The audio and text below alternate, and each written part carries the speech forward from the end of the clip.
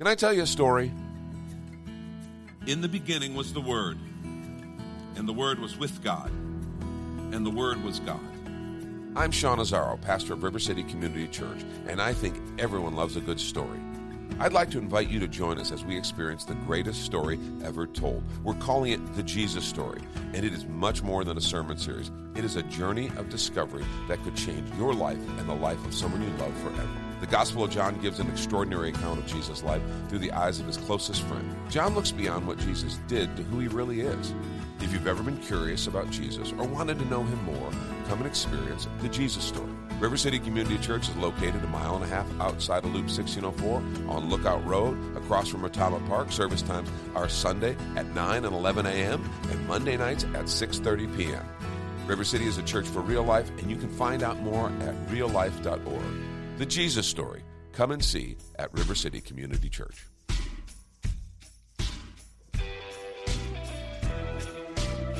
This is Sean Azzaro, and you are listening to Reaching for Real Life. And you're loving it right now.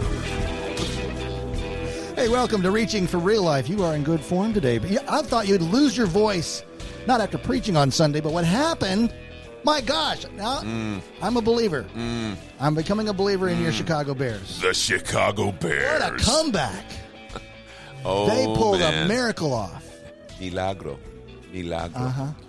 No, they actually had that game well in hand. And they almost blew it. That's true. They almost blew it. The defense did collapse. And the Bears of the past would have blown it. Folks, here's an important lesson. I'm going to give you a lesson from the Chicago Bears. Okay? This is not just Sean trying to wheedle in the Bears in an awkward way. Coaching makes all the difference. Leadership. It was John Maxwell who said everything rises and falls on leadership. And it really is. Ben Johnson, new coach for the Chicago Bears, has turned things around unbelievably. Yes, we've got some talented players. He's really bringing along our young quarterback, Caleb Williams. But, man, a different coaching. He brought a different coaching staff. It has absolutely transformed the organization, and leadership matters. Who knew? All right, be more specific. Could you see his actions manifest there on the sidelines? Or? Oh, well, he's an offensive guru. Okay, offensive side of the ball, that's your scoring side, and then you got your defense. Who if you know football, you know the teams switch out. He's an offensive coordinator, very offensive mind. He was one of the most sought after coaching candidates. But people never know how he's going to be as a head coach, right? He's an offensive coordinator. He was an outstanding, one of the best. It was speculation because he'd never been a head coach before. Well, he's proving to be an excellent head coach, changing the culture, changing the way the team prepares, changing the way the team goes through their weeks. Still got a long way to go, but you just see things very different. And it was by the way, if you're a football fan, do yourself a favor, watch the last quarter of this the Bears-Bengals game. You just have to watch the last minute. Yeah. It really, the last couple minutes, and you just be like, oh my gosh. Were you freaking out? Baron, I was calm. I was in meditative prayer. Exactly. No, that was real special. I had to show Shan, too. And she was like, oh, my gosh. Oh, yeah. Because it's like Packers.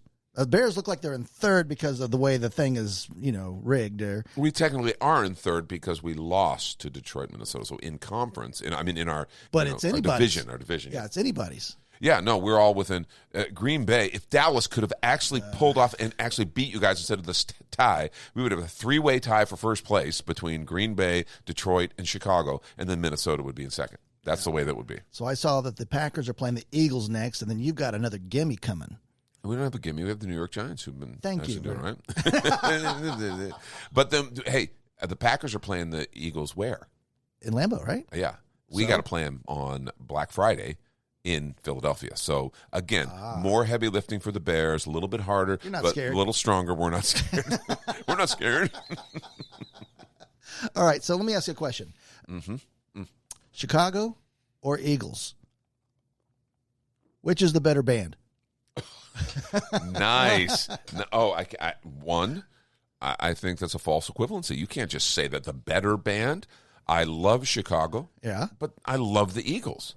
Oh, no. Chicago has that unique kind of pop, but jazz, kind of with the horns, and I mean, it's really good stuff. And then Eagles is a southern rock band. I mean, you can compare these two bands. They're both classics. Okay, but influential in your life. What did you gravitate? You've got the tapes in your hands, and it's 1986. Both. Oh, okay. Both. I was very into both of those bands. All right. Chicago 8. Side 2, track 3. What's that song? That's the song. I'm not like David okay, Harris. yeah, exactly. A friend of ours, David Harris. Hey, now he would tell you. Yeah. No, I had a life. I had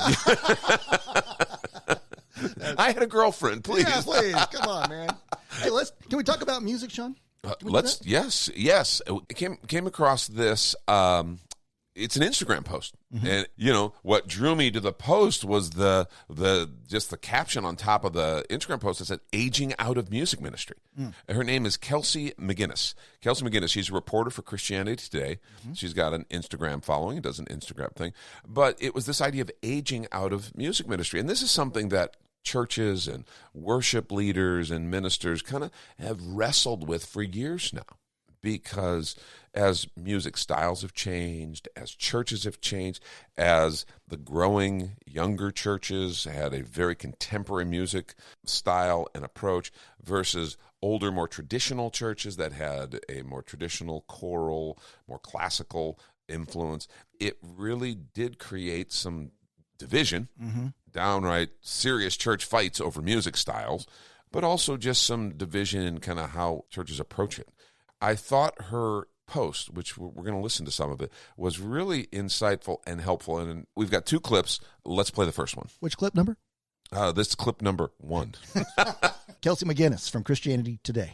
Last year, when I was at the Getty's Sing Conference, I interviewed a group of women, 5 of them, who were all over the age of 65. And we talked about what it's like to age out of music ministry. Age is something that comes up a lot in my reporting as I talk with worship leaders and church musicians. And something that I noticed as a bit of a pattern is that churches that use contemporary worship music struggle to keep people in music ministry as they age. In talking with these 5 women, a couple things I noticed. One was that they all had been involved in choir in some way or another. 2 of them have been choir directors, and they had seen choir kind of go out of fashion and felt like they sort of lost their place to be involved in music ministry. One of these women talked about how her vocal training was more classical, and once there was a transition to contemporary worship music, the way she had been trained to sing was such that she felt like she didn't really have a place on the worship team because her voice didn't fit in anymore. Now, for some of these women, there was a self-selecting here that happened. They sort of sensed that they didn't have a place here anymore, that they didn't quite match the aesthetic that everybody was going for, and so they kind of pulled away.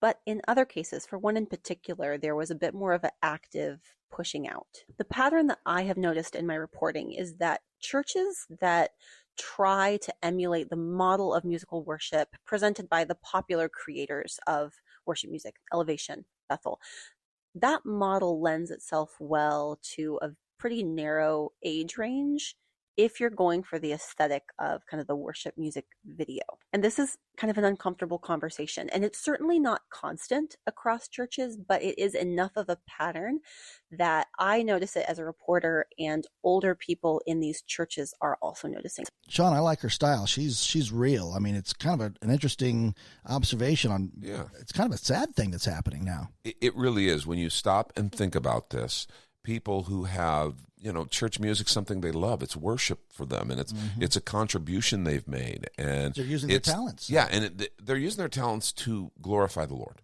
And all of a sudden, they feel like they can't. What's easy to do, and what a lot of people do, and I think this is one of the problems, is you just go, those dang mega churches or those dang kids and their contemporary music, and you kind of want to blame somebody, and it's really not that simple. That whole idea, I don't know that it's aging out so much as the idea of, as music styles change, which they do, and the church has a desire to connect with their audience, connect with the culture around them, because it's not just about singing what we're comfortable with. Because again, worship is what we're all striving for, right? We want to, the biblical things, sing psalms, hymns, and spiritual songs. So this is a biblical tradition in the church. It doesn't say sing them of this style, or sing them from this century or this decade, or use these particular instruments in the arrangements. That's up to the particular culture. Who is it you're trying to connect with? Who is it you're trying to create space for them to express their worship to? And so as that changes, that's where we begin to have problems. One of the things she pointed out is they've seen choir go out of fashion. Okay. Now, here's the great thing about a choir. All of a sudden, you have a good group of people. Basically, you would have, hopefully some auditions where you have people who are musically somewhat gifted, but you don't have to be an incredible soloist. You don't have to be classically trained to sing in a choir. If you have a reasonable ear, you have a pleasant tone, and you can blend, you can sing in a choir. And you don't put a microphone on them. Oh, you don't. Everybody knows that. There are certain sections you turn that microphone off. That's a prop. No, but the whole idea of choir going out of fashion. And so all of a sudden the person who's a choir singer or a choir director, it's like, well, what do I do now? And I understand that. That's a really difficult challenge because many, many churches aren't using choirs. They're using worship teams. They're using smaller with a band, an ensemble, a contemporary band, and then they'll have a few vocalists, solo-driven, and then some background vocalists. Maybe they'll switch the soloists and things, but that's the musical setting that they're using. It's not wrong. The choir's not wrong. The worship team's not wrong, and that's the problem. We try to assign moral value. Like back when the church was what the church is supposed to be. We had way for 100 years. Exactly. Went back in my day, you got to understand. I live on both sides of this, right? Because if anybody should be aging out, it's me, right? I mean, I hate to tell you, Sean. This is an intervention. Come on in, guys. Everybody. Here's the thing. I'm an instrumentalist and a musician. I've always played more contemporary style music. That's my particular thing. That being said, I studied classical music. True. I love choral music. I love classical music. So I kind of feel like I've comfortably had a foot in both of these worlds. We have a very young worship team. When I get up and lead, it's like, oh, Papa's coming, But yet, stylistically, there's no change. I'm going to be blending in, and I'm going to be leading in a similar style. We're not going to do a total departure.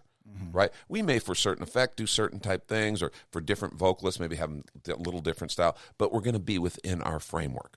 A lot of people can't do that. If you're an orchestra member, what about an orchestra? That used to be a part. Yep. And so I play, a clarinet, and I've played clarinet in my church, but we don't use an orchestra anymore. We use a rhythm section. Well, that's very hard for a person. And so I totally get that. I understand that challenge. Even how you sing vocally. I was classically trained. I know enough. I first sang contemporary style, more pop style. Then I received classical vocal training, and I realized, okay, I can't just take this classical vocal training and now bring it into a rhythm section or a worship band or a country band or whatever type band you're playing in. It's very different. Well, a lot of people, they can't make that. They don't know how to make that leap. And one of the ladies she talked about, she said her vocal training was more classical. And when there was a transition to contemporary worship, she was trained in a certain way. She didn't really have a place in the worship team because her voice didn't fit in anymore. And it's actually true. Your voice doesn't fit in.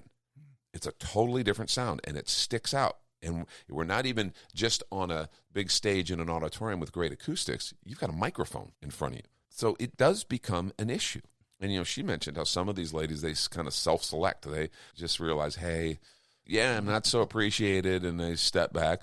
Well, others, the team is kind of trying to help them.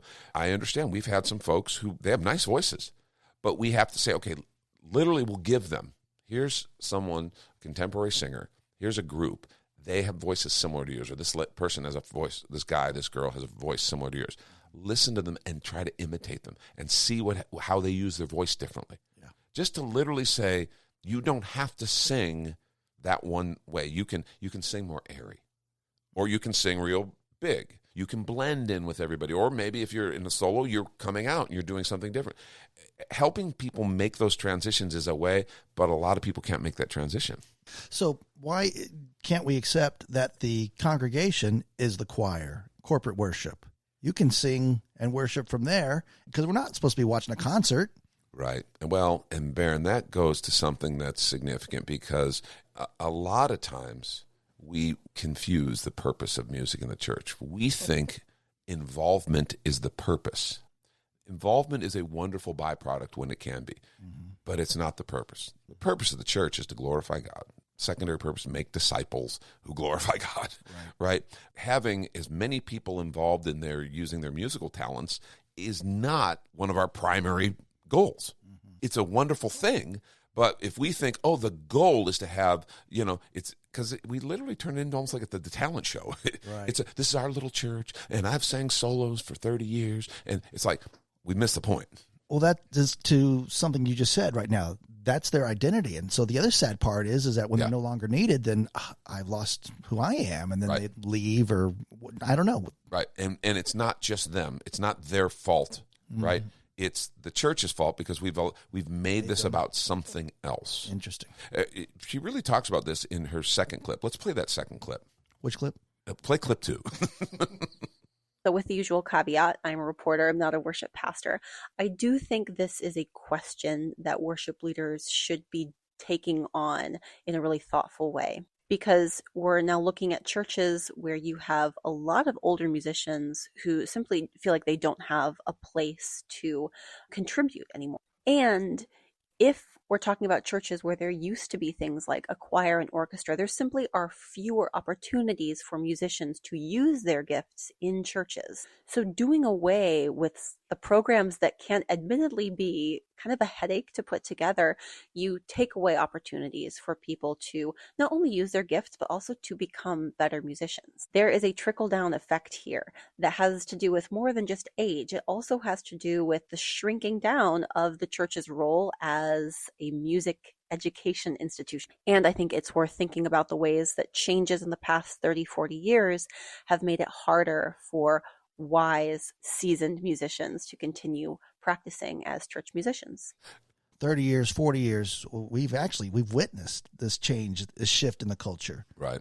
I think back when the first time we heard a guitar solo in church, and oh my gosh. Oh. Baron, I went to lead worship at a church. A pastor brought me in to do contemporary worship. Yeah. And, they had been organ piano only, and he wanted to help contemporary. And so what he did is bring me in, right? Then without preparing me, well. With your sandals on too, right? That guy. No, I wore shoes for that. Oh, nice.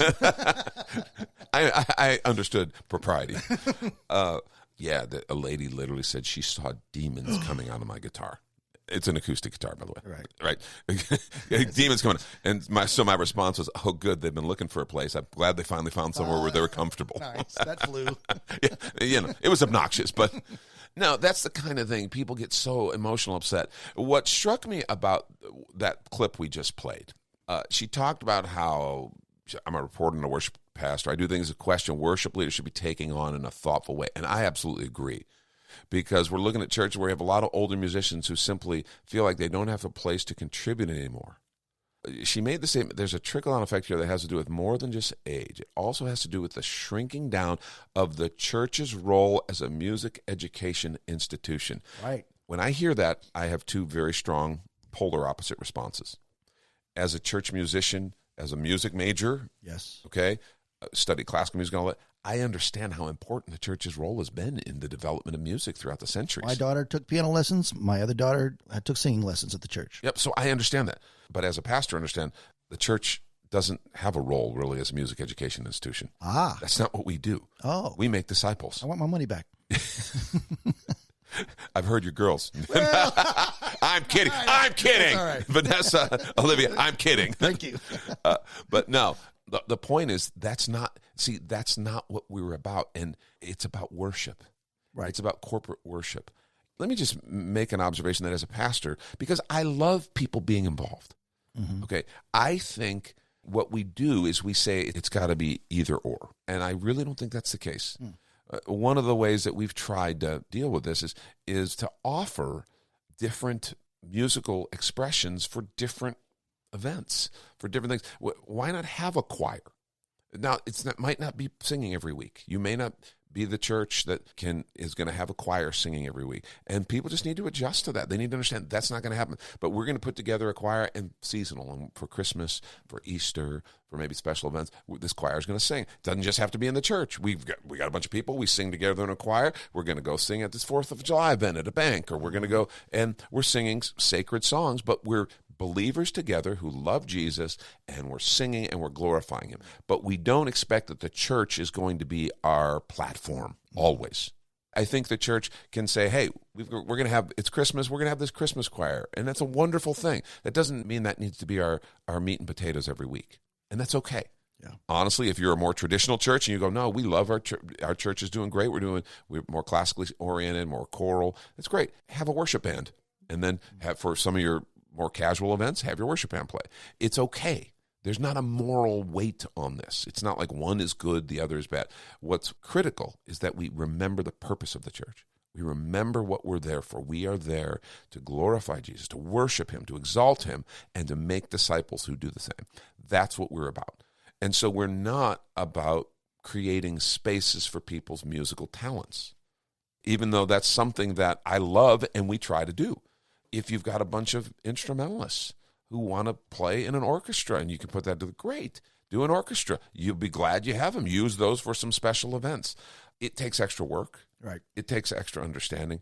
But it's this idea, I think we need to understand progress and change in styles is not sinful. It's not a problem that has to be fixed. It's a reality. Yeah. Music style is, in the churches that I've seen that are really fruitful and doing a really good job of reaching their community and making disciples, the style and the cultural fit, it's more about who are we trying to reach and how can we make this as authentic and real for them so that there are as few barriers to people coming in and hearing the Lord's voice, exalting him in worship, hearing the word, and experiencing that New Testament church community in this contemporary setting. Does that make sense? Absolutely.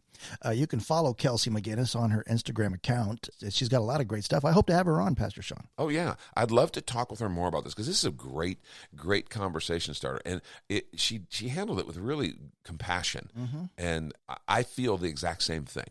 You know, and she did talk about, one of the things she talked about is the churches, and boy, I want to be real careful with this, that try to look like a music video all the time. Is there pressure there for the church? Yeah, and you should say no to it. Right. I knew a pastor. He actually was asking me to come and be his worship minister at a very large church on the West Coast. And he made the statement to me, he said, we don't have older people, we don't have overweight people on our worship team because we're trying to reach our community, and they're young, and they're thin, and they're fit. And I was just like, that's just weird. Yeah. I did not go there. Yes. That's shocking. Yeah, and it's not. It's usually not. He was being honest with me, and he's not going to say that from the platform, but he just really is trying to maintain a particular vibe and a feel. Be careful with that.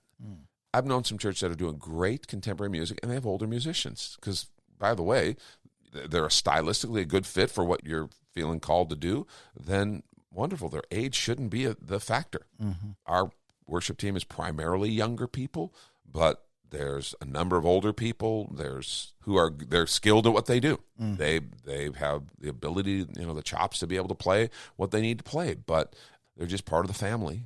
And it's one of those things when it becomes a performance, when I'm trying to put some image forward that I just need to be very careful with that, because that's how inauthenticity comes, and there's a lot of that happens, and I don't think that glorifies God.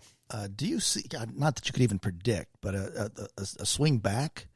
Because a lot of the kids today are craving a more traditional church. Oh, without a doubt. My son's church is doing things more traditionally than we are. Mm-hmm. And Ryan's an outstanding musician, but they're singing a selection of more traditional hymns. Yeah. And again, they do them all very excellently. Of course. And I love going there to worship. Does he use a lyre and a harp? Not that traditional. Okay. But I just think you're right. And by the way, that's absolutely fine. If that's if that's helping you and the community God has called you to speak to, focus on Jesus, glorify him, sing psalms, hymns, and spiritual songs, then great. Let's just not attach moral kind of weight to style. I will say, and what Kelsey's post there really pointed out, how we treat people in the process. Man, I want to love and respect people. I want to honor musicians who maybe have a hard time making that jump. Yeah. Well, how can I create just opportunities for them to be involved? Maybe it's not every week on Sunday mornings, but why can't we have choirs? Why can't we have ensembles or orchestras and things like that that just give people opportunities to use those gifts? I'll tell you what, the church is richer for it. Mm-hmm.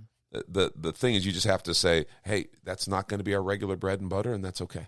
Well, speaking of Sunday morning, Pastor Sean, the Jesus story. You're telling The me. Jesus story continues. We're going to be in John chapter 5. Great chapter. I hope you'll come out. Mike McGuire did a superb job last weekend. I took a week away. It was really nice, but he did a great job. And I love what God's doing on Sundays and on Mondays. And we just are really enjoying digging deeper in the Gospel of John.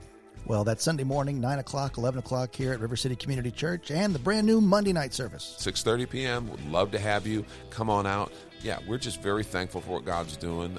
Bring a friend. Come on out. You can find out more at reallife.org, and we would just love to be able to help point you and your family toward the faith life that God's called you to.